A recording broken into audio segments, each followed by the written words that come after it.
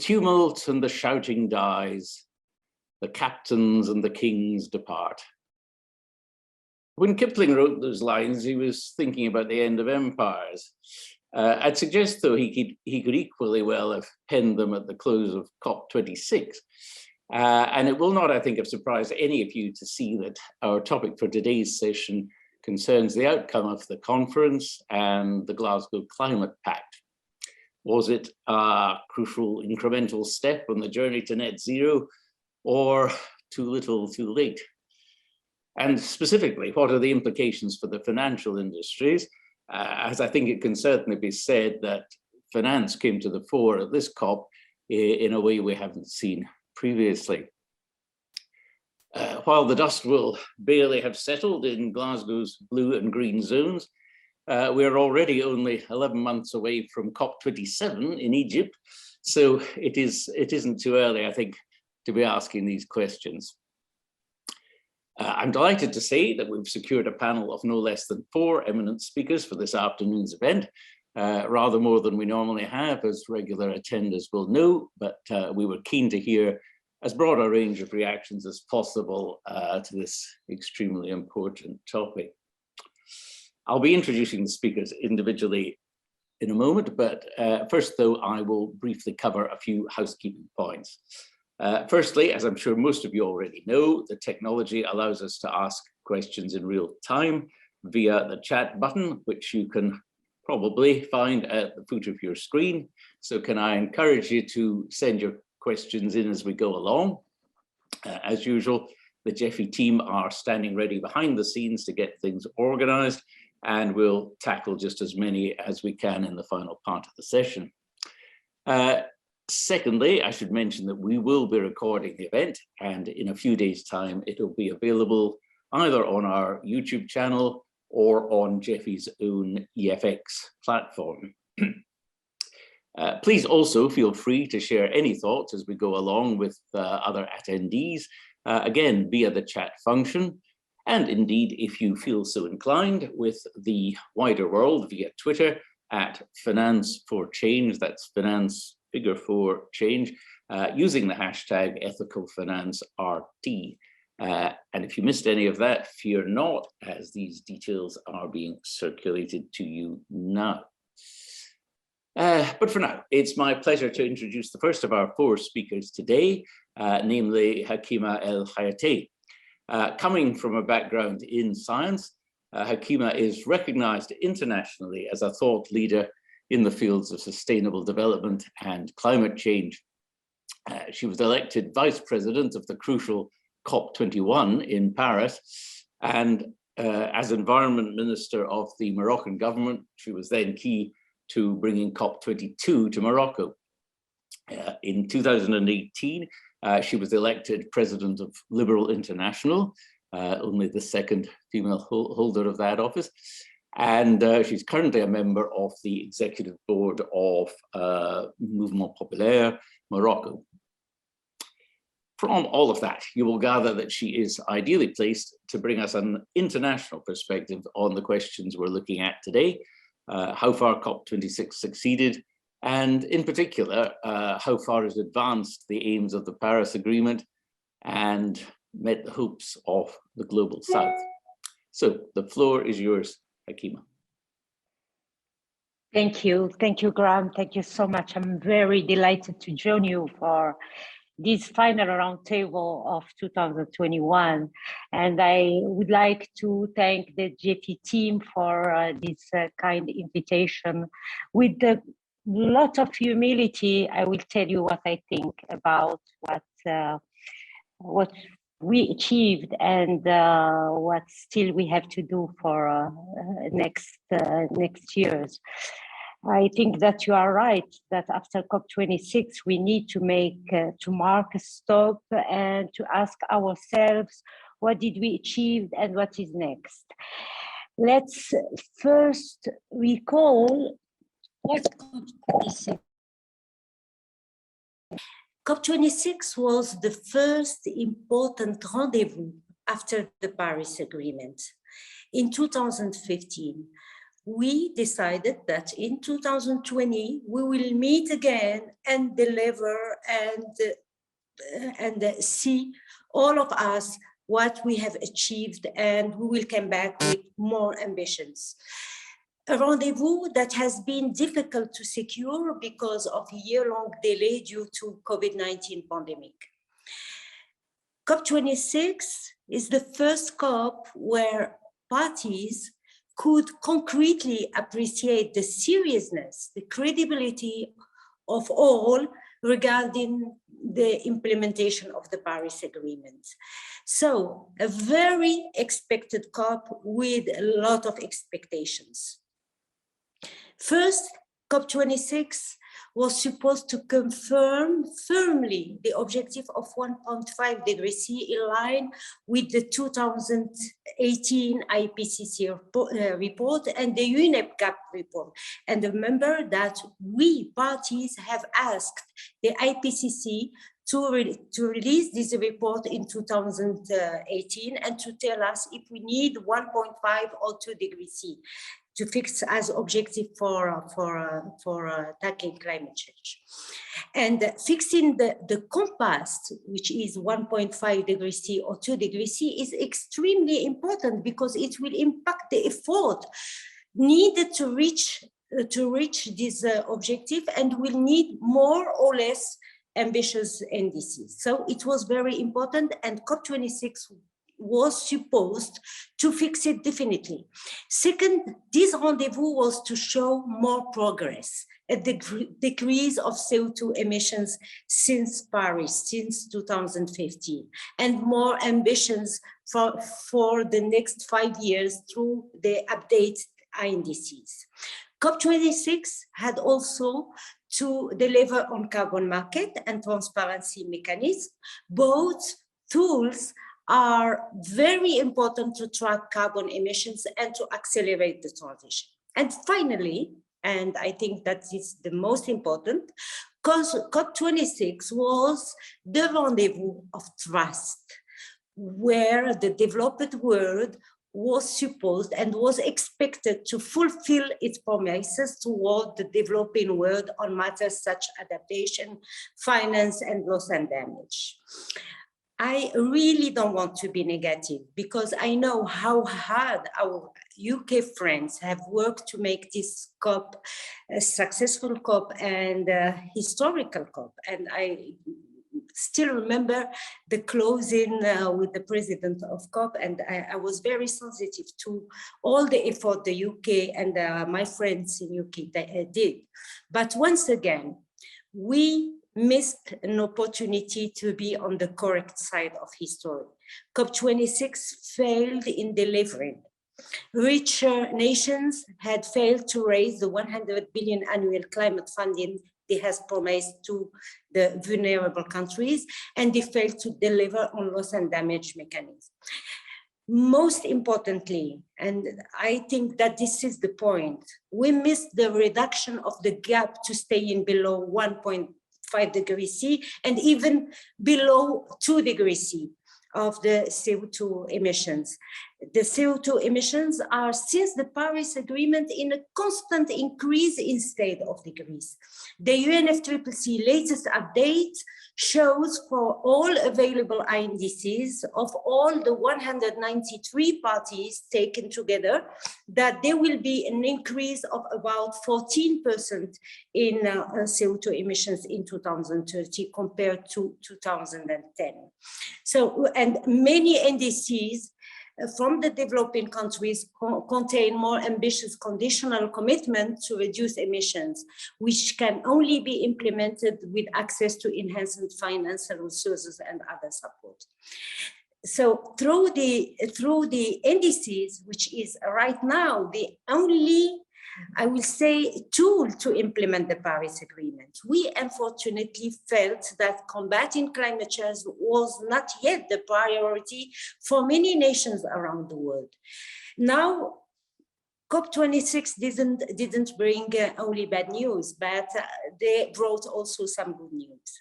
the most important, in my opinion, is the fact that we introduced the discussion concerning coal and fossil fuel subsidies within the arena of negotiation. And believe me, this is historical and put COP26 beyond the most cohesive COP in history. That was something we couldn't discuss under negotiation before. And UK presidency succeeded in bringing this discussion within the arena of negotiation. This is the first ever COP decision to explicitly target action against fossil fuel, calling at the first, in the first text for phasing out of coal and inefficient fossil fuel subsidies while safeguarding a fair transition. And that was unfortunately changed in the final text to phase down instead of phase out by India, but it's still a very good step in the correct direction. I think that COP26, we detach to the heart of the problems of climate change, because we cannot pretend anymore in working toward building a low-carbon society while still investing heavily in coal and subsidizing fossil fuel. And we know all that more than 600 billion is spent annually to support fossil fuel consumers. If part of this money is saved, it will not only fill the gap of the 100 billion promised to the most vulnerable, but also accelerate the transition away from fossil fuels. The second good achievement of COP26 was indeed the Glasgow Pact, which sets a clear expectation that all countries will raise their game next year, with intense diplomatic pressure likely to fall on those that refuse to play the game. Again, this goes beyond what was agreed in the Paris Agreement, where countries were only expected to update their pledges every 5 years, with an option to do so at any time. Although the Pact didn't deliver on loss and damage, and much of the language in the Pact remains not binding, it does contain a number of decisions and requests in addition to the wording of cutting emissions. The deal also includes, and we all know that, commitments from some countries on ending deforestation, reducing methane emissions, and pledge from the financial sector to move trillions of dollars of investment into companies that are committed to net zero emissions. However, modeling suggests that the promises will still not be enough to limit global warming to 2 degrees C above pre-industrial levels. Now, did we succeed in erasing the disconnection between the urgency and the negotiation process? Maybe not.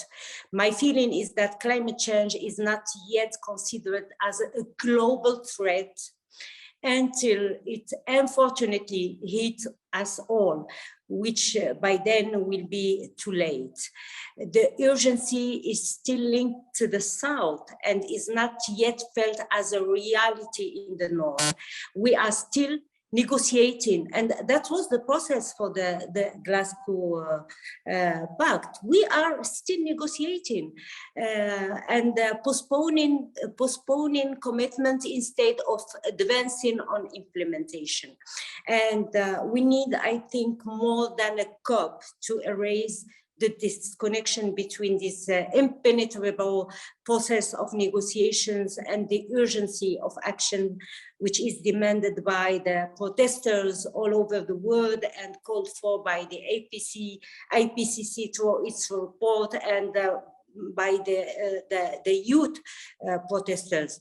Today, we are in the era of dual COPs.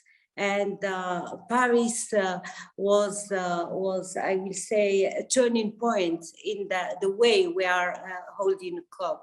So those to implement the global transformation called for by the Paris Agreement, all of us are concerned, non-state actors, civil society, business, territories, in short, citizens all over the world are ready now to make negotiations a reality. But what we need strong international and national political signals from the states. And I think that it began with the Glasgow Pact. We need coherent policies and regulations which will effectively lead us on the right path, give more visibility to the private sector, and restore the trust among investors to foster the change toward a low carbon future. Already in Lima, in Peru, we understood that implementing the Paris Agreement was our shared responsibility. And in Paris, we launched the agenda of action. In Morocco, we launched the Marrakesh Partnership, where we gather all the non-state actors and the state actors to enhance the implementation of the right policies and the implementation of project.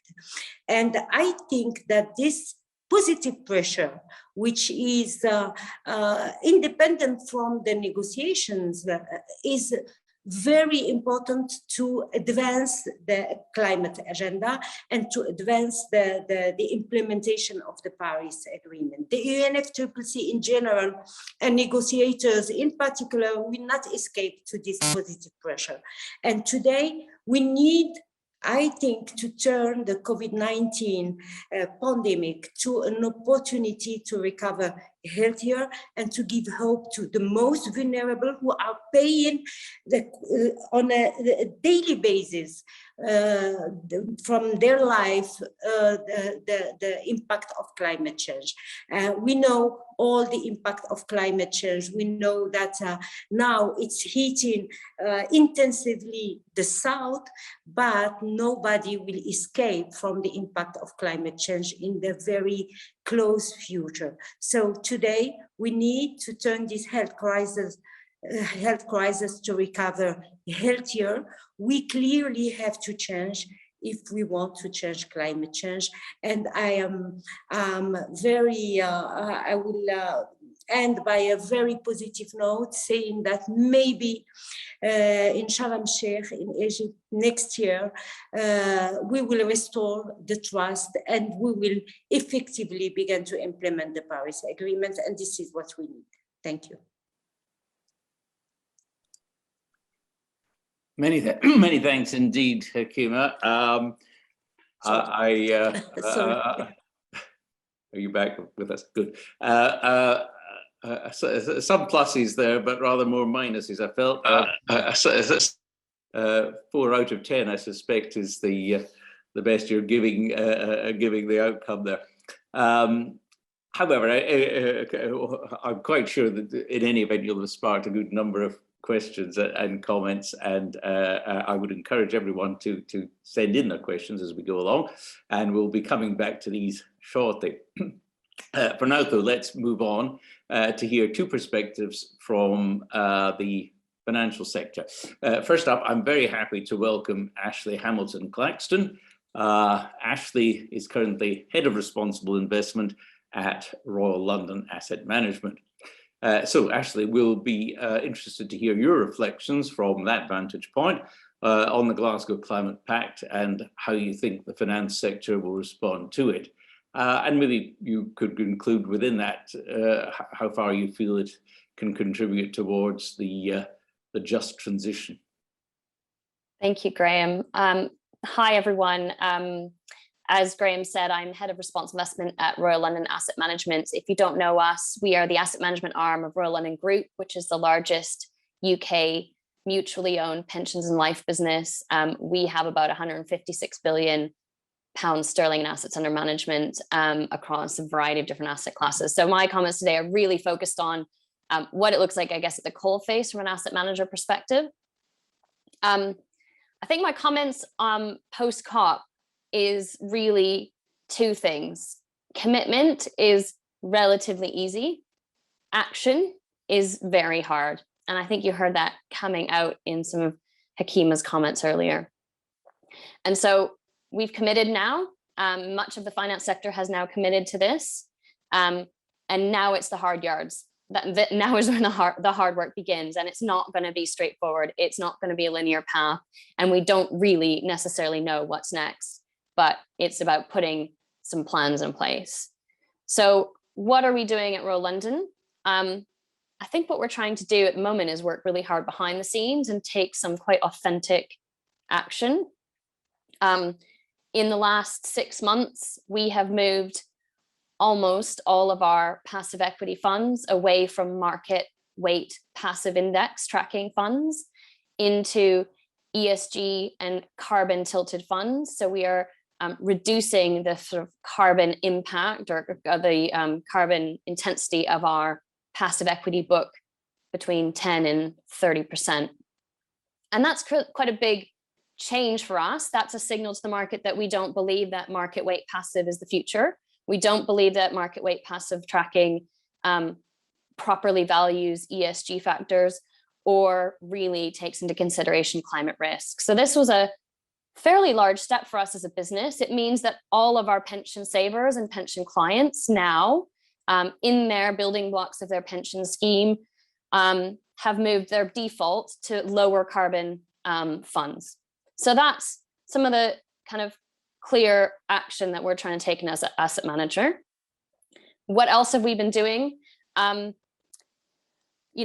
We've been having lots of conversations with our clients. So if anything that COP26 did is I've had more conversations with clients about net zero and climate in the last 3 months than I have in the last 8 years I've been at Royal London. So that's a really, really positive thing.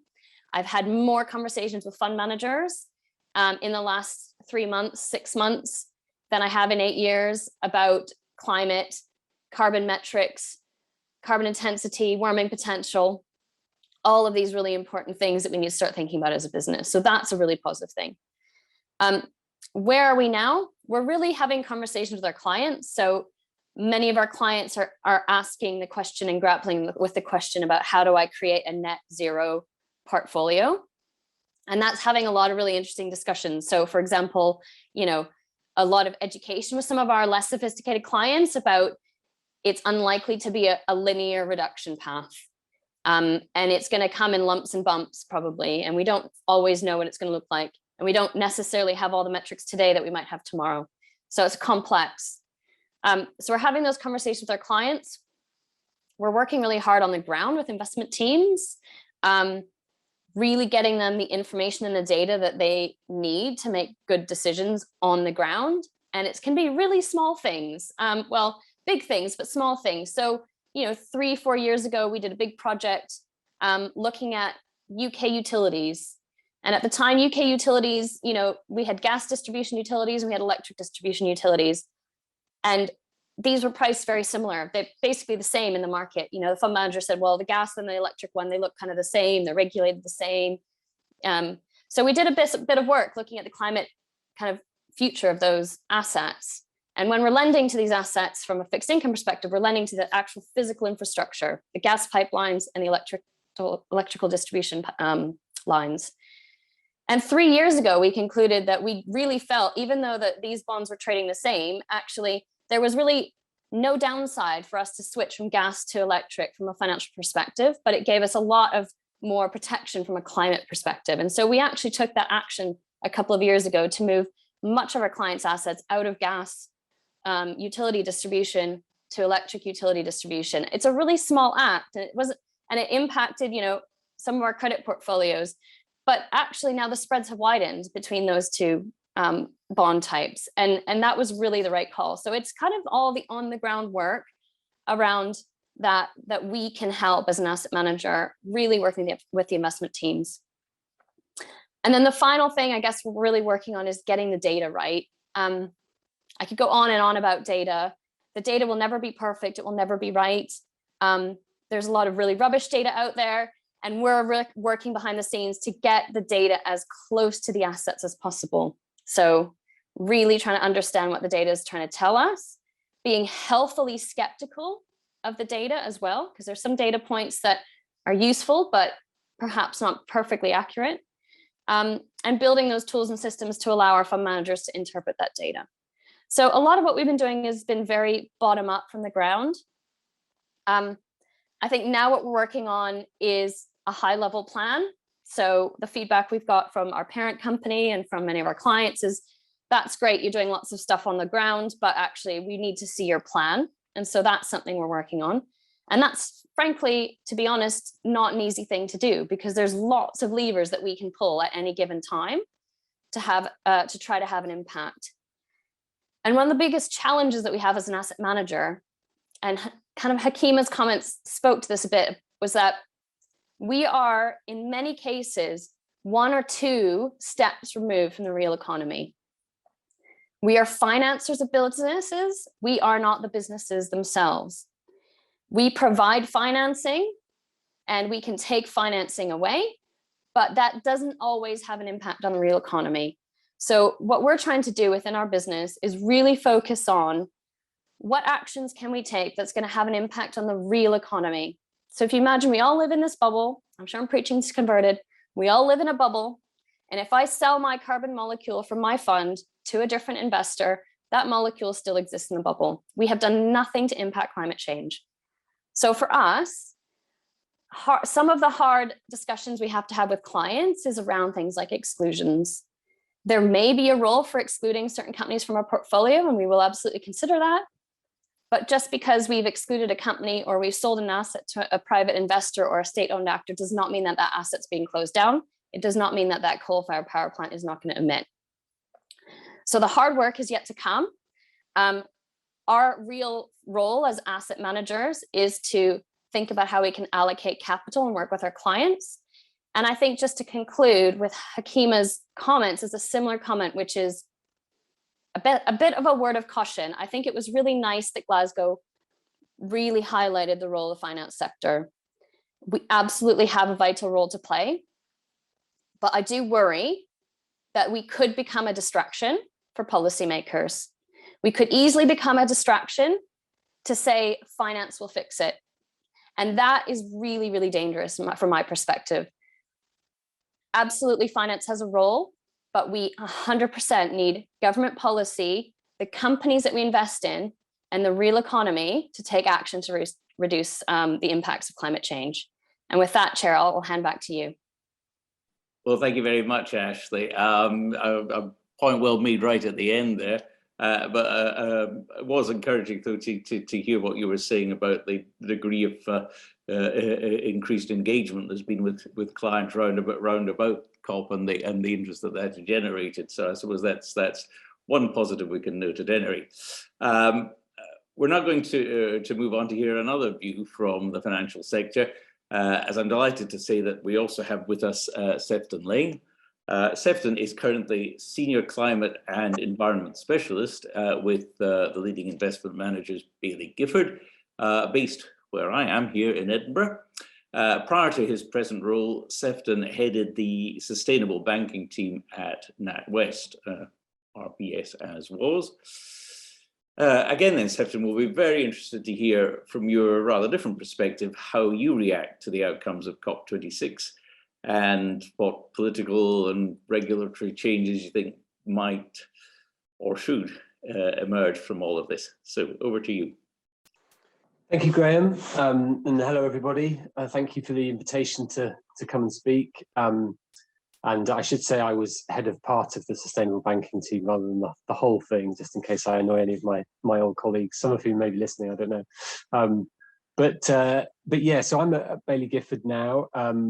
And as Graham mentioned, Baillie Gifford's an Edinburgh-based asset manager, managing over £300 billion of our clients' money, and largely in very, well, generally quite concentrated equity funds that on the whole have a very long time horizon. So this is very relevant to what we do at the firm, and we've been thinking a lot about this, particularly this year. And I think I wanted to sort of make the point early on that this has been a very, very significant year for climate. Not even if COP26 hadn't happened, just the pace of change, whether you're talking about the physical reality of climate change starting to play out before our eyes, with extreme weather events around the world, whether we're talking about commitments that companies and countries are making.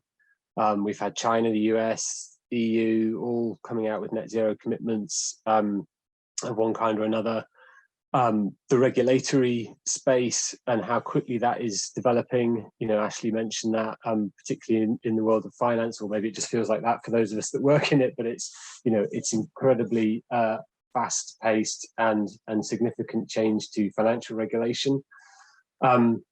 And, you know, and one thing that was really clear at COP, obviously, was that big finance has arrived in the world of climate change. And it, you know, it didn't really used to be there for those of us that have worked in this field for a long time. It hasn't always felt this way. You know, that was just really, really apparent in Glasgow. You know, we had, I suppose, the ultimate evidence of that is the 130 trillion number around the GFAN's commitment, which is just a staggering number. I know there's double, triple, quadruple counting of you know, that goes into that. But you know, it is, I suppose, a marker of how significant that is. But you know, I think the point when we're thinking about this, I think our perspective is COP. And that process is obviously helpful. It sets it sets some of the framework around what countries do around their own regulation and what companies do. But it's certainly not the be all and end all. And there are definitely some very important and significant trends of other kinds taking place out there in the world, which are, you know, hugely meaningful as to whether we do or don't achieve, you know, what was agreed in Paris. And I think the you know, what was sort of, I suppose, encouraging about what happened in Glasgow was the sense that, you know, there is a whole load of capital in the funnel, if you like, and but what was a disappointment was how much of that is really able to reach the ground and make change happen on the ground. And if you listened carefully to people who do that side of things, not people who work in financial organizations necessarily, but people who are working in government, people who are working for NGOs, working in the companies that actually build infrastructure and stuff, you know, they don't talk about a lack of finance. They talk about problems with corruption on the ground. They talk about bad policy. They talk about ineffective subsidies. They talk about skill shortages. You know, they talk about lack of standardization around technology, that, you know, where we have to make decisions globally in some cases around certain technologies for them to be implemented at the right sort of scale.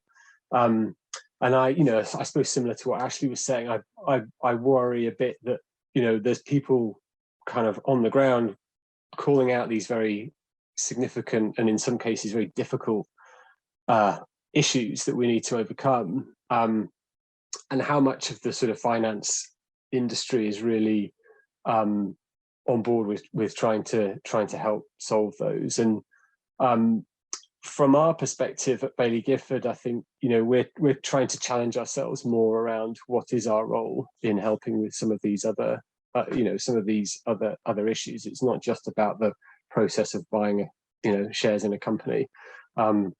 What happens then through the engagement process, through the relationship we build with the company, but are there other avenues we should be more involved with? And I'm keen to hear people's thoughts and ideas on that. You know, are there other partnerships we should be forming to help with some of these, you know, some of these issues, like policy, like governance, like skills, technology, innovation, all of that sort of stuff.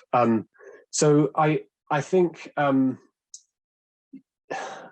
mean, you know, we sort of, yeah, I mean, I suppose as part of that, we kind of, you know, also feel that the impact side of this is really, really important. And by that, I mean, differentiating that from the impact that climate has on companies and that climate has on investors.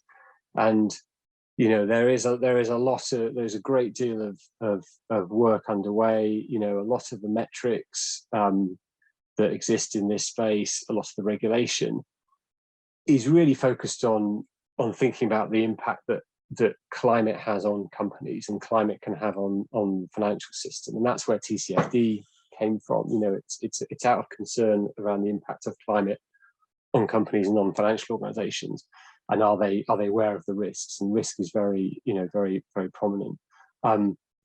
The question of kind of what impact do financial organizations and companies actually have on the climate and have on the transition is kind of a different question. And I'd be really keen to sort of see that those two elements, they're both important, but I think we need to sort of separate them out a little bit more in some of the initiatives and in some of the work that's happening, and as we move on into future negotiations and things on this. So yeah, I think that's that's probably where I'll leave it for now. But yeah, look forward to the discussion through the questions.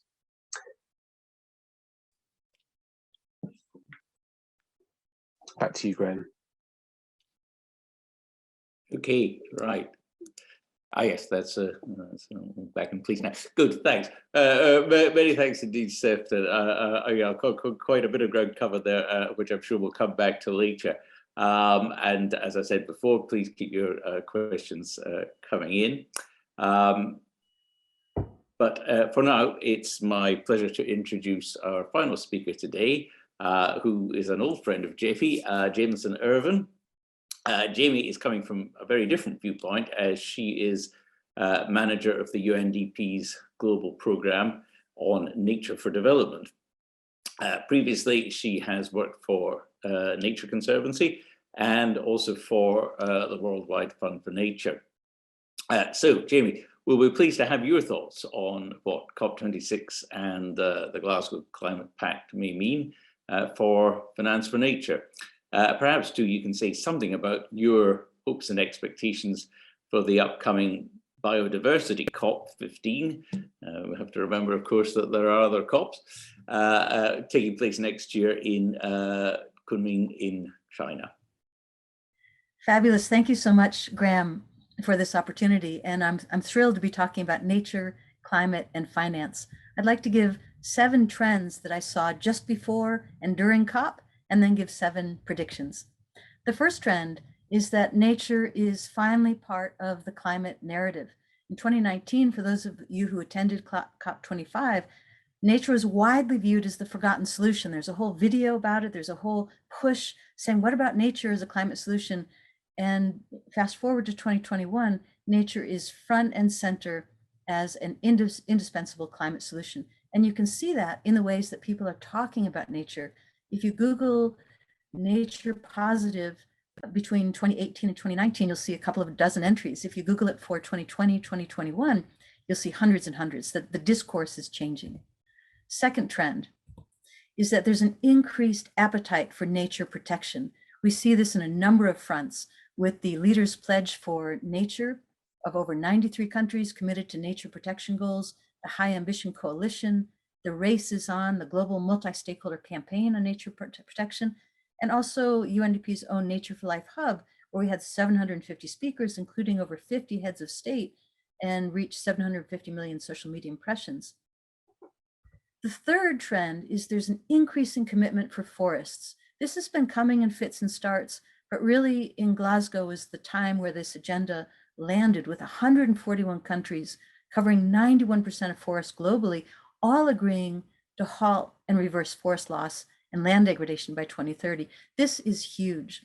And with that commitment is the fourth trend, which is increasing commitment for forest finance. So when you look through the declaration, you see numbers 5 and 6 as being about reaffirming financial commitments, including investment from public and private sources, and aligning financial flows, and especially accelerating the transition to a new economy that is resilient and that advances forests, sustainable land use, biodiversity, and climate goals. The fifth trend is that there's an increasing commitment to financing nature as a whole. We saw this through both before COP and at COP. So before COP, we saw world leaders pledge $5 billion in public and private funds for nature protection. We also saw the launch of the LEAF coalition of lowering emissions by accelerating forest finance, which were able to mobilize $1 billion in financing. It's the largest ever public-private effort to protect tropical forests. And then at the COP itself, we saw 12 billion in public funds committed to protect and restore forests, with 7.2 billion in private investment. And we also saw, as part of the Race to Zero initiative, CEOs from 30 financial institutions with over 8.7 trillion in assets under management to commit to eliminate investment in activities linked to deforestation as part of their Race to Zero commitment. The sixth trend is this Race to Zero itself. This is a huge conglomeration, $130 trillion in assets under management, and they're urging financial institutions to sign on to the Glasgow Financial Alliance for Net Zero to do two things: to scale up positive nature finance and to eliminate nature harmful finance. Just as one example, when we look at the Capital for Climate, this is a new online investment platform that provides the first of its class guidance to help institutional investors identify and allocate capital for nature-related, nature-based solutions and nature investments. And the seventh trend is that there is increasing pressure for accountability. We see this as just two flashpoints here. The Finance for Biodiversity's pledge, Finance for Biodiversity Pledges initiative includes 75 financial institutions that are worth about 12 trillion in assets, committed to protecting and restoring biodiversity through their activities, but more importantly, to assess their biodiversity impact, to set their targets and goals, and then to disclose progress on achieving those goals through their annual public reports before 2025. This is a game changer for financial institutions, and this is linked to the launch this year of the Task Force for Nature-Related Financial Disclosures, the sister to the Task Force for Climate-Related Financial Disclosures. So 7 predictions for 2022. First, I believe there will be a continuation and even an acceleration of all 7 of these trends, especially for accountability and risk. If you're in the business of buying and selling or investing in anything, I think that the issue of nature-related accountability will become a huge issue. Secondly, I believe there will be increased pressure to implement existing commitments. I saw this in the chat and the questions, and I heard it from the comments. We have now enormous commitments to protect biodiversity, to restore biodiversity, and to finance biodiversity. But now we have an implementation gap. So what will 22 look like? My guess is that there will be pressure to implement and show implementation of these commitments. Third, I foresee many more public-private partnerships and blended finance. The biggest challenge we have right now is unlocking private sector finance for nature-related deals. And some of those guarantee finance holders, such as public agencies, are willing to step up. And the question is, how do we put together these new partnerships like the LEAF Coalition? Fourth, I predict more financial flows toward non-traditional finance actors. We saw a huge push for financing Indigenous peoples and local communities, and they're securing their rights to protect nature, as well as smallholder farmers and others to practice regenerative agriculture. These are not your traditional project managers. This is not where money typically flows. But as this idea becomes normalized, I believe that more financial flows will go toward these non-traditional financial actors who traditionally have been excluded. Fifth, I think there will be a range of new financial instruments. I think really the green bonds have been out there for a while. And when you talk about financing nature, people automatically jump to, oh, you mean green bonds. Okay, but I predict there will be new financial instruments. There really has to be. Sixth, I think there will be a breakthrough in filling the missing middle and in the pipeline of nature-related deals. This is the most pressing challenge. I know working with the colleagues at Jeffy, we've been talking about this for some 4 or even 5 years now. I foresee there will be a breakthrough in digital solutions, new partnerships that lower the cost of due diligence and make it easier to fill the missing middle of between 1 million and 25 million, or even scaling up to 100 million. And finally, the transformation in how, I foresee a transformation in how nature-related finance investments are viewed. Just as there was a wholesale transformation in viewing nature as a climate solution in the last 2 years, I foresee that perhaps, I hope, by the next COP, especially since next year has 3 COPs for the first time ever, that there will be a new idea that investing in nature is great for the planet, it's great for climate, and it's great for sustainable development. Graham, back over to you. I think I'm coming back. Yes. Okay, many thanks indeed, Jamie. You've done a great job of pulling together the finance aspects that we're focusing on here today with the wider nature agenda. That's terrific. And as an aside, good for you to pick up the fact that in addition to the TCFD that we've got used to, we're now going to have to think about TNFD as well, and I suspect that may be a topic for a future round table. However, today we're pressing on with reactions to the outcome of COP. So we'll be moving on to questions from the floor in just a second, but perhaps I can exercise the chairman's privilege of starting that ball rolling with one for myself, as I'd be very interested to hear from all of you as to what your hopes and expectations, which of course may be 2 different things, are for COP27 next year in Sharm El-Shaikh. It obviously has acquired perhaps a greater prominence than was expected as a result of the outcome of COP26. So focus will be very much on Egypt in the coming year. So as I say, I'd be interested to hear all of your views on that. And Jamie in particular, you by all means bring in thoughts on the biodiversity COP as well. Can we start, go around the table as before? We'll perhaps start with you, Hakima. Yes, I think that COP27 should be the COP of the restoration of hope and trust. And this is very important. When we began this meeting, you told me that you want to hear about the Southern or the African perspective. And from the Southern countries, I can tell you that all the trust, the stock of trust we have built since the Paris Agreement is undermined by the result of COP26. And we need in COP27 to restore this trust. This is, in my opinion, the first important step. And this by fulfilling the commitment. Second, we heard a lot of finance and the policies to change the configuration of the finance towards low carbon technologies and low carbon investment. That's great, but don't forget that we are negotiating under the Paris Agreement, which means that we are negotiating under the common and differentiated responsibility. So we should be very careful about how we are going to fix the rules to invest in the southern countries. For example, let me give you a very simple example.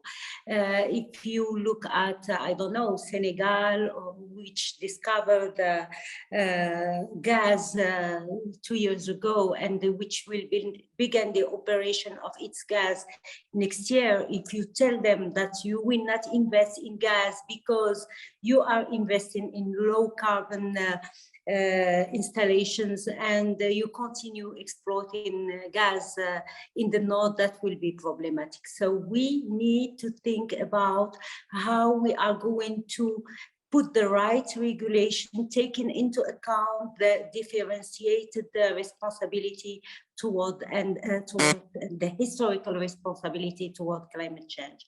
And third, I think that everybody should understand that we are not negotiating anymore. We don't need to negotiate another pact in Sharm El-Shaikh.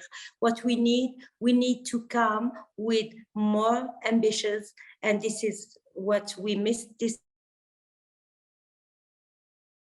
We will come with more ambitious to give hope to the most vulnerable, because yes, climate change is threatening all the countries everywhere in the world, and we saw that in Europe last year with all the natural disasters. But the southern countries are living the impact of climate change on a daily basis. So they need more ambitions, and they need more actions. So that will be the time to really understand that we need to switch from speeches to action in climate change, and this in Sharm El-Shaikh.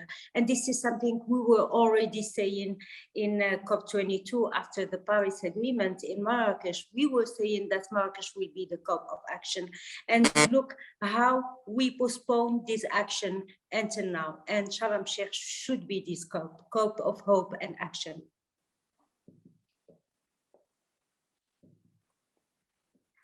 Many thanks. That's a very good call to arms there in your last sentence, and a slogan which might be taken up by others, I suspect. Ashley, have you any thoughts on this?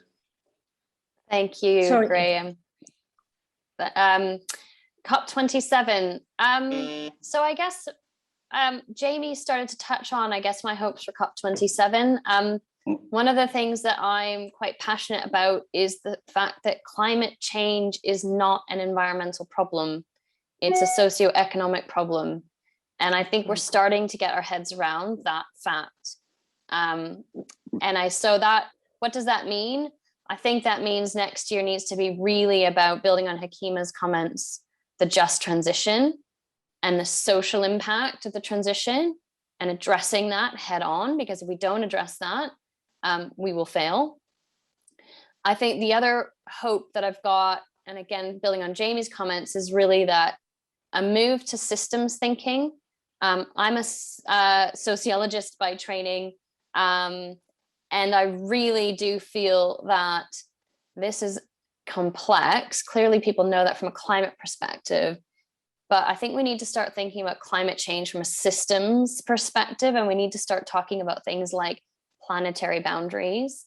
I think some of the discussions about reforestation and protecting forests is a start, but I think we need to think much more systems-based than we are yet. And so I think for me, COP27 really needs to be focused on the social aspects and the sort of all of the natural systems that underpin our economic systems, and not necessarily just talking about climate change in a vacuum of all these other factors. Those would be my comments and hope for COP27. Graham. Great, thank you very much. Sefton, have you got thoughts to add to that? Yeah, I mean, I think obviously more ambition is always welcome, and I think we still need it. Hopefully, and the reason ambition is important and commitments are important are more about the signals they send. I think this is all very long-term stuff, but it sends a signal as to what companies should do right now, and it helps people have confidence in putting strategies in place and investing and doing the things that make the difference in kind of real life. So that's why that stuff is really important, and there's still further to go on that. And I mean, on that point about commitment, I think an ambition, even in the space of another year, so give this whole transition another year to play out, the economies of some of the economics of some of the solutions will have improved again. And that, this has been something that's been developing for years now. But when we're talking about how ambitious can companies be, how ambitious can countries be, how quickly can we reduce emissions, we're having to do that with a bunch of solutions that the costs of which are changing all the time, and we have things like pandemics to deal with as well. But overall, the trajectory is a positive one, and we'll have another year of that, and hopefully that gives more impetus to those ambitions. But I think that's really important. And the other thing that's been said already, but this coming together of nature and biodiversity and climate, I think that was one of the other positives out of COP26, is that did come to the fore. But there's still further we can go just to really sort of align those two things and essentially see them as part of the same system. So yeah, that would be my other hope, that continues. Okay, thanks very much. And apologies for getting your former job wrong earlier. Jamie, back to you. You've got 2 COPs at least next year to talk about. Could I just say that Jamie has very kindly already shared her earlier slides for those of you who are asking for them in the chat function, so they are available now there. Thanks, Graham. I have 3 hopes and 1 expectation. My first hope is about COP15. I hope that it even occurs, because it's been postponed now for quite some time and we don't know what Omicron is going to do, but it looks like it may happen. I hope it does. And at that COP, I hope that the high ambitions in the emerging global biodiversity framework are adopted, and that is coupled with strong public finance and private finance pledges to help implement those targets. Second hope is that the finance community embraces the challenge, the existential challenge that we have of filling the missing middle for nature-related investments, of helping to make a nature as an investment-ready asset. We've been struggling with that for years. I hope that the financial community can embrace that challenge and see it as one that they can tackle. The third hope is that at COP27, I hope that the nature narrative continues to build as part of a series of tentpole events that really elevates the role of nature and its role in climate, biodiversity, and sustainable development. My expectation, Graham, is that Jeffy serves as the vanguard of pushing the financial community toward mobilizing finance for nature that achieves these sustainable development goals. Over. Well, thank you very much, and your implied flattery there is very much appreciated, may I say. I said you were a friend of Jeffy, and clearly that's just made the point.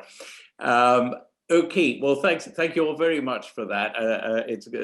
Hakima, your hand is up, so I take it. Yeah, I wanted just to recall that there is a convention of.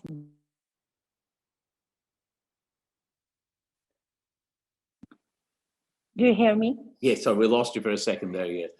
Yeah, I wanted just to recall that we have worked for many years within the Convention of Biodiversity and also with the Fund for Adaptation, and we have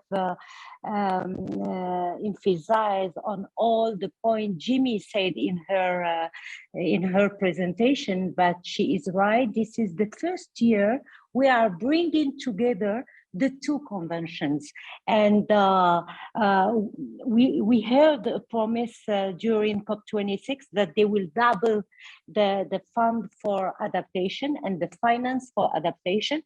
But I think that I'm proposing to you as a financial think tank, we need more innovation and to innovate in some mechanism to finance adaptation. Because when we are talking about financing nature-based solution, in fact, we are talking about adaptation. And the problem is now that there are very few investors who are investing in adaptation because the payback is, it's slow, it's maybe not occurring, but they are more interested in mitigation, and it's why I think that the PPP within investment project in adaptation or in nature-based solution will be very good to enhance the investments on adaptation and nature-based solution. Good, thank you. That's another positive thought. Okay, well, I think we've given that one a good airing. And we've got a few questions come in, so I'd like to move on to those. There's two here which I think I can take together as they're both roughly in the area of data. I think you mentioned that, Ashley, so I think I might pin this one on you to start off with. The question is, we hear a lot about the need for data standardization. Is this really necessary? If differing data comes from differing yet sound methodologies, then is it not part of the job of financiers to interpret those differences? That's quite a subtle question. I'll also throw in this rather broader one. How will we know when the actions and commitments from Glasgow are having an effect? Great. Data, it's a really good question, actually. And a bit of a bugbear of mine, which is this move in the sort of response investment industry, if you want to call us that, around trying to measure everything. And again, being a social scientist, I kind of resist that sometimes. Data is really important. Absolutely. It's necessary, but it's not sufficient in my view. Standardization is useful. But I guess from our perspective, we see ourselves very much as an active manager. So we like to actively pick securities we invest in, fixed income and equities and the like. And so data is really important, but the commoditization of data, I think, actually benefits the passive industry massively, passive investment industry massively. And that can be really helpful because we know that a lot of pension customers' money is invested in passive tracker funds. And, you know, if we get better standardization of data, you might see fund flows in that direction. But I do think there's still a real important need for qualitative, deep analysis. And I'm sure Baillie Gifford, my colleagues at Baillie Gifford would probably agree with me on this one. There really is a need for active managers. There is a need for people to kick the tires of the data because it's definitely messy and it's not perfect. And I don't think it'll ever be perfect. And we shouldn't even strive for that because I think it's going to be a lost cause and we'll lose years and years and years of action trying to make it perfect. So I would say standardization is okay, but it will lead to commoditization. And you miss a lot of detail when you get commoditization. So that's my kind of nuanced perspective. And I think the question way it was worded was kind of picking up on that. Be interested in my panelist view on the second question about how do we know we've taken action or action's been successful. I think from my perspective, we really need to start seeing companies acting on their commitments. So going back to the data point, some of the data providers are putting a lot of stock in company commitments to net zero, not necessarily their actions to net zero. And I think we need to be really careful. And again, that comes back to being really careful about the data because the data can tell you all sorts of interesting stories that may have no relevance to the real economy. So I think when we're successful is when we start to see real action by governments. I think a price on carbon, real integration of the real price of nature and climate in prices of how companies operate and probably their share prices and their stock prices. And only then I think we'll see finance move and we'll see whether we're successful. But I'm really interested to hear what my other colleagues say. Well, we'll just do that. Hey, Jamie, you've got your hand up first, so I'll come to you now, but I'm sure others will have things to say too. Thanks, Graham. The minute I hear data, I get very excited, so I can't help myself. I've typed in the question chat a couple of thoughts, but there are lots of kinds of data. And one of the kinds of data that are especially relevant for nature-based solutions and nature investments is spatial data. And so really, we see at UNDP, we've created the UN Biodiversity Lab.org for a little infomercial, a vehicle for countries and governments and citizens and corporations to be able to map nature-based solutions and to help governments identify a pathway for nature-related investments. So spatial data is absolutely key, and yep, that's one of the elements. And then final thought, how do we know if actions are successful? Well, it comes down to, is the money deployed for the actions that they say that they are committing to? Is money being deployed for protection for nature-based investments for restoration. Thanks. Right. Well, that's a good, clear answer. I should, by the way, have credited Donald McCree with that second question, for which thanks. Sefton, have you got something you'd like to add on that? Yeah, just so I do agree with Ashley, from Baillie Gifford's point of view around the importance. We're an active investor as well, and we think the data is improving. We think it's useful, but we think there's a whole lot more that you need to sort of understand about companies and what they're doing. I mean, I've seen it from the other side too. So I've been on the company side providing data to investors, and it's a massively confusing picture at the moment. There are the multiple standards. It's very hard to know what to do. And so I think this news around the ISSB, International Sustainability Standards Board, that's being set up by the IFRS, who essentially write the rules for financial reporting, is good news. So I think, to the question of kind of, do we need standardization? I think a bit of standardization around company reporting would be helpful. We see all sorts of stuff, and actually there isn't always even a correlation between companies which are, we've got companies that we invest in who are absolutely core to the transition. These are highly innovative. I won't name them because I'm about to say that their disclosure is rubbish. But they're leading companies around the transition, but their reporting is not there. They've chosen not to prioritize that at this stage. And I do think there are dangers around, as again, as Ashley said, the commoditization of that data. If that then leads certainly the passive industry to just start allocating capital away from some of the things which we need for solutions. We talk about the kind of picks and shovels companies, companies that are producing, mining companies in particular, companies making stuff that we need for these technologies, which are going to be a big part of cutting emissions. I saw the question in the Q&A from, I think it was Sheila, was it? Shona, I can't remember, sorry. But I was going to come to that one next, actually. Yeah, okay, well, maybe I'll save that one. But, I think, I'm not worried about the regulation kind of causing unintended consequences at the moment, but I think it's one to watch. My answer back to the kind of what does success look like is more around overall global emissions, and are we going to bend the curve downwards again now?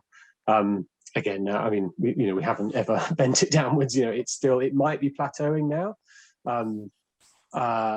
COVID dipped it, but it's come back again. But we do have to sort of always get back to this. This is a physics problem in the atmosphere, and until that curve of global emissions starts to bend downwards, then we're not. None of this is succeeding, and it needs to come down fast as well. It can't come down too slowly. That's also failure. Okay, yeah. Well, thanks. I think you make a very good point on the reporting front, because one hears a lot of complaints on both sides of the equation for that, but consumers a bit like yourselves, and but also those tasked with the reporting at the different requirements and the numerous teams involved. Yeah, and it can be very. Often estimated data is seen as rubbish, and company reported data is seen as really good, and if company reported data can also be bad. There are mistakes made. It's difficult. I think that to Jamie's point about satellite data and other forms of spatial data, I think there's some interesting stuff coming in the future that might improve the estimated data side, that doesn't rely on poor beleaguered people in companies running around collecting meter readings and things like that, which is how a lot of it is done at the moment. So I think there's some interesting stuff there. Hakima, have you anything you want to say on this topic, or will we just move on? No, it's okay. I think that data is very important, and to make a standardization of data is also very important, because if we want to report on an annual basis, we need to be fast, and we need to have the right information from all the non-state actors, all the business, in order to report. And yeah, I agree. fully. Thank you. Sefton, a second ago, you touched on we had a question from Sheila O'Reilly, which is, I think, a very interesting and quite subtle one. And I hope I'm going to paraphrase it accurately, that she's saying that, asking really the question whether there's a problem with the regulation of financial companies as regards, and whether this may actually act to restrict their investment in the global south. And the amount of input that's required. And as she said, this work is long-term, painstaking, technical, and requires significant pre-investment prior to actual financial investment taking place. So the question comes down to, will the finance sector be willing to engage this long-term, patient, technical work? And if they don't, how could it be funded? Sefton, you mentioned it or touched on this already, but perhaps come back to you on that. I think it's a very interesting. Yeah, there's a lot in that. There's a lot in that question. Yeah. I mean, on the point about who will do the long, painstaking work, I think that's around addressing some of these other issues around, policy, governance, standards, and I think people we all need to lean in a bit more on that stuff. I don't have the answer as to exactly who it is, but I think definitely a role for the finance sector. And as I said, interested in other people's thoughts on where is headway being made on those issues. On the the other bit of her question about is regulation going to stop essentially sort of Western financial firms financing things in emerging markets? I don't think that's too much of a risk at the moment. I mean, I think the regulators are not stupid. They kind of understand that things which are relatively high carbon might still need financing to help with the transition. That's kind of front and center of, certainly in the UK and the EU. That it is, and I have quite a lot of confidence that that's a well understood point. And most of the regulation is actually just asking you to explain your approach. It's not really telling you what to do. It's just saying, improve your disclosure, improve the information that you provide, whether you're a company, whether you're an asset manager, whether you're an asset owner, and the end customer, whoever that may be, can make their decision with more information to hand. So as long as we can explain our approach and explain, that an aluminium or a mining company somewhere is a core part of the transition, and that's why we're investing, then I don't think there'll be a regulatory thing in the way for that. But the point about finance needing to flow into emerging markets is a really important one, because that's where emissions are rising fastest. It's where the biggest challenge is. Sure. Does anybody else on the panel want to comment on any of that? I'm not hearing anything on that. Right, okay. I've got a question here, which is labeled for you, Ashley, and which I hope you understand, because I freely admit I do. It says, do you think the system dynamics approach of Donella Meadows and the focus on the levers of change has use for the finance sector? Hi, thanks. I've written down her name because I'm going to look her up, and I'm kind of ashamed to admit I'm not familiar with it, but it does sound very interesting. Yeah, it does sound very interesting. So I will look into it. I do think there is an interesting place for more systems thinking, and I know I'm familiar more with planetary boundaries and donut economics, etc., which I'm assuming this is kind of in the similar vein. But I think the real challenge for us as investors is, how do we make that link to the real economy? I think that's our big challenge now, and trying not to overpromise. So one of my main concerns is around greenwashing in our industry is a real risk. We can't promise as a finance sector to fix everything. Sort of earlier to my earlier comments, we can play a role, but I think we need to be quite careful that we are one cog in a very complex system. We can pull some levers, but we don't have our hands on all the levers. So I think that would be my answer to that, without having any knowledge of it, but I'm going to go away and look it up. Thank you. It looks like Jamie knows what they're talking about. So go ahead, Jamie. I was going to say, Jamie's got her hand up, so we'll come to her. But I think you do make a very good general point that you made earlier, that perhaps with finance having so much more come to the fore in this COP, that there's perhaps a tendency for things to sort of swing to the opposite end, and people to say, oh, well, you know, leave it all to finance. Jamie, you can perhaps enlighten us.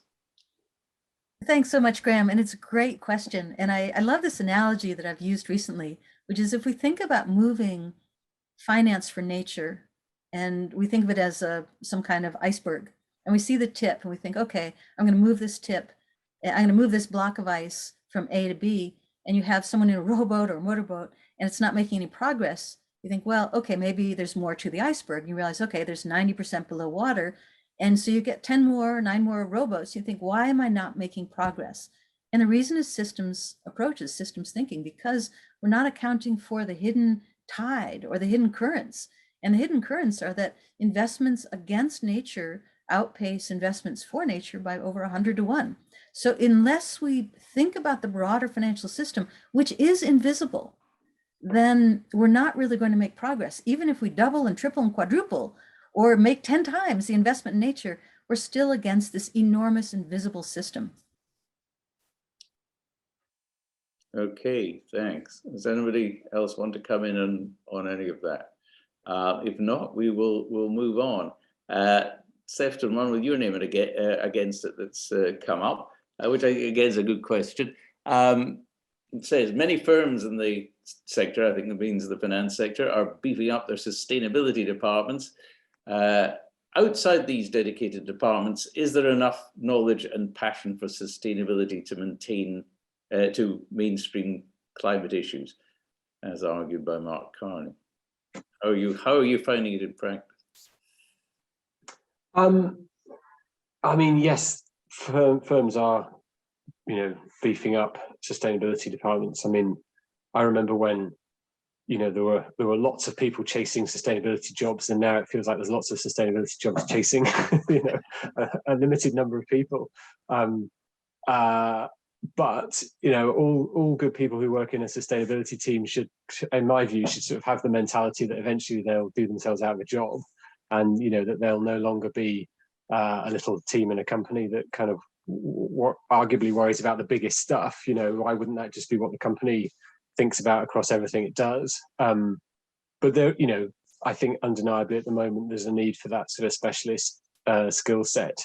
I mean, what's happening certainly in parts of the world where there is more and more, regulation is a push here, where there's more regulation that essentially puts responsibility for sustainability and climate management onto boards and onto senior leaders within organizations. And they can be held accountable for failure in that area. That focuses minds a lot. So that really helps to move it out of a sustainability team. And, once you've got it on the CFO's agenda, I mean, it's fairly boring stuff, but putting stuff into financial reports, putting sustainability disclosures into financial reports means it goes through the CFO's office, and then you change the whole conversation because suddenly they want to know where all this stuff's come from, what's behind the numbers, who's in charge of it, what are our targets, etc., etc. So that's that has a big mainstreaming effect. So I think that is happening. But in the meantime, I think we still I'm certainly all for good sustainability departments with very knowledgeable people in them. Yeah, well, I'll agree with that. I don't know whether anybody, Ashley, have you got anything you want to add to that? I think that it is right. I think this needs to become about business purpose and strategy over time, and maybe we will put ourselves out of a job one day. But unless so when we go out and speak to companies, which we do very regularly, if they're simply rolling out their investor relations team or a specialized sustainability team, and it's clearly not embedded in their purpose or their strategy of their business, where we become quite skeptical as to whether they can deliver on their commitments and strategy. So I think embedding it with the board is important. Having a good tone from the top is important. And then having a good team to support business as usual is also really important. So I think companies are starting to get there. I think it's taking a little while. And then my other big bugbear is really these glossy kind of reports. They look lovely, but really I want to hear where the skeletons are. I want to understand what your challenges are. What are your biggest issues? And what are you trying to overcome? Can you be really honest with me as an investor, you know, what you're struggling with? I think telling that story is much more interesting and helpful, I think, to us as investors. Thanks. Yes, it is a good part, and perhaps particularly in the finance for nature arena, then it's possibly just too much of a gift for those producing colourful brochures and videos, as you say, that could be deceptively soothing. Hakima, do you know whether you've got anything else you want to add? Or perhaps we could come back to you on the questions again as to what levers we need to focus on for increasing, as everybody has touched on at various points, the investment in the global south. I mean, could you maybe say a little more about that? Because we're just coming up to the end of our time here, and I think we're good to hear a little more about that.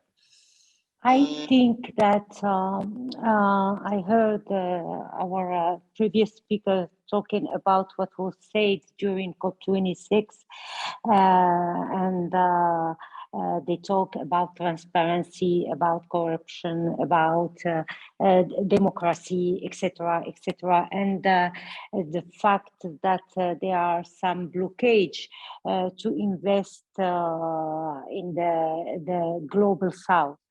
But I think that if what was required through the Paris Agreement was capacity building, was technology transfer, and I think that if we, together with the Global South, have a strategy to enhance the capacities and to transfer technologies and to support the Global South in building the project. Because when you look at the Green Climate Fund, for example, you see that Africa did receive a very small part of the investment and from the fund. It was around 4% last 2 years ago. So, and when you ask the people of the Green Climate Fund why the funds were to Asia and not invested in Africa, they said we didn't receive any bankable project from Africa. They don't know how to build their project, etc. So what we need, and it was done through an initiative, we need to accompany these countries to build their project, to have more visibility about what they can build as a project. So capacity building, the technology transfer, and helping them and supporting them in building a transparent countries. You know, when I look at the green the trade agreements for the new trade agreements accord from Europe, it put as a condition in the agreement, it put democracy and climate change as a condition to invest in the global south. So we need to have a more global approach to the south, to support the south to invest and to go on the right track. Now, as I told you at the beginning, it's very important to do it within in a fair way and in a respect to the Paris Agreement conditions, which is the differentiated responsibility. But definitely, the South need to be support in terms of capacity to build the project and to invest in a project. And if you look at the rate of the implementations of projects in the South, you see that the rate is very slow when it comes to finance which come from Europe. If you compare to the finance which is coming from China, for example, China is now investing a lot in Africa because it has no restrictive regulation on bringing finance to Africa. And this is something we should avoid because we are sure that the investments are from China are not always sustainable investment. And Europe can play this major role, can champion the investment and the PPP, the private-public partnership in Africa. But we need more presence of Europe in Africa. Thanks. Well, that's opening up a whole different topic there at the end. I think that needs a separate meeting to discuss it that one. But that's great. And that's touching, of course, on some of the points you made, Jamie, about the missing middle, and that I think the mismatch between the size of local projects and the sums that are being that are swirling around for investment. But again, that's something for the future. We're just about out of time, but there's a question come in also related, one for you, Hakima, that I want to see if we could just have a minute on, because it's interest to me personally, just what you think before we go, and that is whether you think there's going to be a specific role and opportunity for Islamic finance at COP27, given where it's taking place.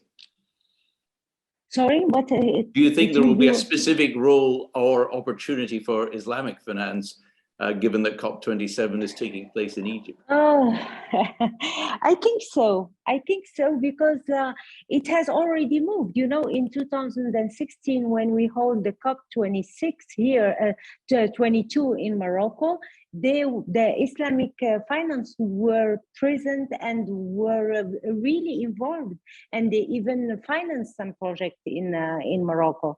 And I think that now that we are organizing COP26 in Egypt, they will be prepared to be part of the mechanism of finance. So now do these Islamic bankers know more about climate finance? I don't know, but they were already involved many years ago, and I don't know how they evolved because I didn't hear any major investment from their side, but they are already interested in climate finance. Well, I think that's a sort of intriguing topic for further discussion in the future, and I'm sure that will come to the fore as COP27 comes more into global focus. Well, thank you for that, and unfortunately we're just at the very end of our time now, so I think I'm afraid apologies to those of you whose questions we didn't reach, but I hope that you found the ones we did answer helpful, as I certainly did, and helpful and interesting. So, ladies and gentlemen, I think all that remains is for me to say a few words of thanks. First and foremost, of course, to our four distinguished speakers. We're hugely grateful for them taking time at this complicated bit of the year to come and join us and give us the benefit of their wisdom and experience. And I'm sure you'll agree they've comprehensively covered the waterfront of post-COP analysis. Thanks also to our own Jeffrey team behind the scenes. These events don't happen by themselves, and we're very grateful for all their efforts in pulling things together. And last, but certainly not least, thanks to all of you, our audience, for joining us today. We're very pleased to have had such a large and varied attendance. There are people, I am told, tuning in everywhere from Argentina to Zimbabwe. So there we go, from as part of our audience today. Looking back over the last year, I think we can claim that despite the considerable and obvious challenges, it has been a successful one as far as our own organization is concerned. Jeffy's annual Ethical Finance Summit in June attracted a record registration of 4,000 plus, and our Path to COP26 program leading up to the Glasgow conference, and the many events we held around it, and you saw picturesque videos of some of those at the start of this event, were all very well supported and received. So I think it should be recorded that a lot has happened this year despite the challenges. We won't be resting on our laurels though, and we already have a significant program lined up for 2022, including, of course, further ethical finance roundtables. These will all be advertised in due course through the usual channels, and we very much hope that that you'll be able to join us at some or indeed all of these. For now, though, can I close our proceedings today by sending all of you our best wishes for the coming holiday season and also for a healthy and sustainable 2022. Thank you. Thank you. Goodbye, and keep safe, and good year. Happy New Year. And to all of you, thank you very much. Bye. Thank you. Thanks, Bye. everyone.